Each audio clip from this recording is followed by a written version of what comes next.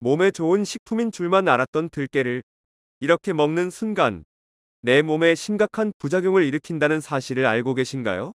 들깨에는 식이섬유와 철분, 아연, 비타민 등 다양한 영양소가 풍부하지만 특히 오메가3 함량은 무려 연어의 200배가량이 함유되어 있다고 합니다. 그 중에서도 오메가3의 일종인 알파리놀렌산이라는 성분은 우리 몸에서 혈전이 생기는 것을 방지해 뇌동맥이 뇌졸중 등의 치매 혈관 질환을 예방하고 특히 알츠하이머 치매 환자에게서 발견되는 베타아밀로이드 성분의 분해를 촉진해 치매를 예방한다는 미국 캘리포니아 주립대 연구 결과도 있습니다. 날이 갈수록 의료 기술이 발전하고 있지만 여전히 치매 환자 수는 늘어만 가고 있는데요. 치매를 일으키는 원인은 유전적 요인, 환경적 요인, 노화 등 다양한 원인이 존재하지만 우리가 평소에 먹는 식습관을 조금만 바꿔줘도 치매를 예방하는 데 큰 도움이 되는데 이때 크기는 작지만 영양소가 듬뿍 들어있는 들깨를 꾸준히 섭취해준다면 치매 예방은 물론 항염증, 치매, 혈관 건강 등 다양한 건강 효과를 얻을 수 있습니다. 농촌진흥회에서는 만성질환 예방 효과를 위해서 하루에 들기름 3g 섭취를 권장할 정도인데요. 하지만 이렇게 몸에 좋은 들깨도 어떤 음식과 어떻게 먹느냐에 따라서 내 몸에 보약이 될 수도 반대로 독이 될 수도 있다고 하는데요. 이번 시간에는 들깨를 먹었을 때 독이 되는 최악의 경우와 이와 반대로 들깨를 언제 어떻게 먹어야 가장 큰 효과를 볼 수 있는지 함께 알아보겠습니다. 안녕하세요. 당신의 건강지킴이입니다. 아직 구독 안 하신 분은 설마 없겠죠?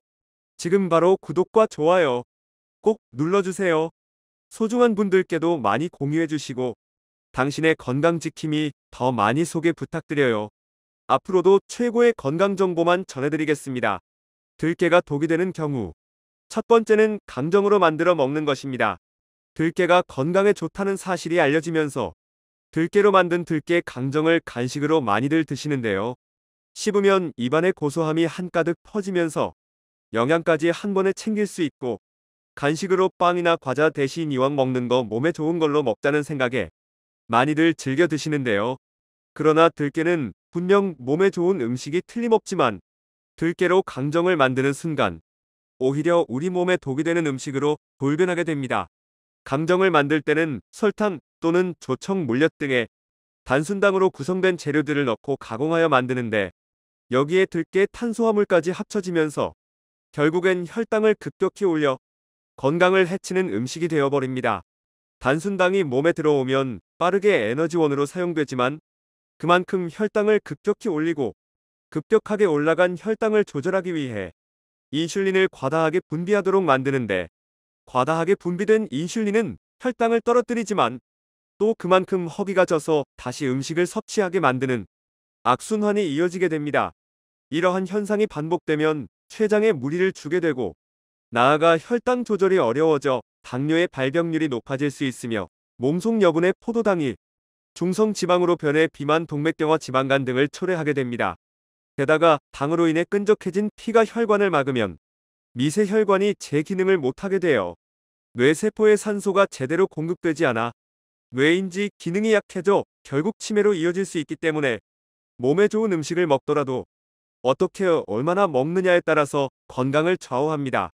따라서 되도록 들깨처럼 몸에 좋은 음식들은 간식으로 만들어 먹기보다는 본래의 음식 그대로 섭취하는 것이 가장 좋으며 간식으로 섭취하더라도 가끔 소량씩 섭취하는 것이 좋겠습니다.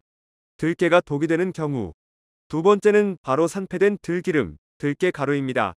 들깨는 오메가3 덩어리라고 불러도 될 만큼 몸에 좋은 지방산을 많이 함유하고 있는 음식입니다.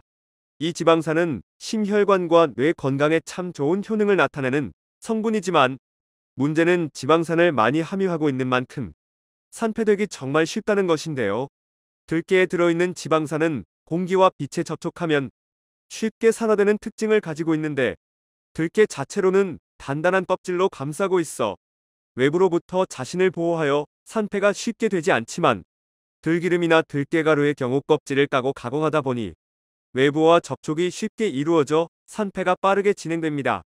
이렇게 산패된 지방산이 우리 몸에 흡수될 경우 인체 내에서 노화를 촉진하는 활성산소가 증가하고 DNA 세포 변형을 일으키는 발암 물질로 작용하기도 합니다.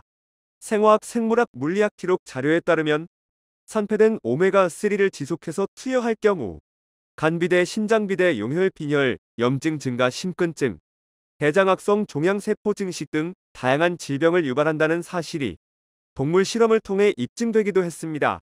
건강을 위해 챙겨 먹었던 것이 오히려 몸을 망치는 도구로 작용할 수 있다는 것인데요. 따라서 이를 방지하기 위해서는 보관 방법이 매우 중요합니다. 농촌진흥회의 실험 결과에 의하면 들기름을 각각 4도, 10도, 2, 5도에 보관하여 관찰한 결과 25도에 보관한 들기름은 차기 후 20주부터 산패가 빠르게 진행된 반면 4도에 보관한 들기름은 차기 후 40주가 지날 때까지 큰 변화가 없었다고 합니다. 즉 들기름을 보관할 때는 공기에 노출되지 않도록 잘 막은 후 햇빛이 들지 않는 4도 이하의 저온에서 보관하도록 하고 들깨가루 역시 마찬가지로 밀폐한 뒤 4도 이하의 냉장 보관 또는 냉동 보관하여 되도록 빠른 기간 안에 소비하는 것이 바람직합니다. 들깨가 독이 되는 경우 세 번째는 바로 열에 가열해 먹는 것입니다.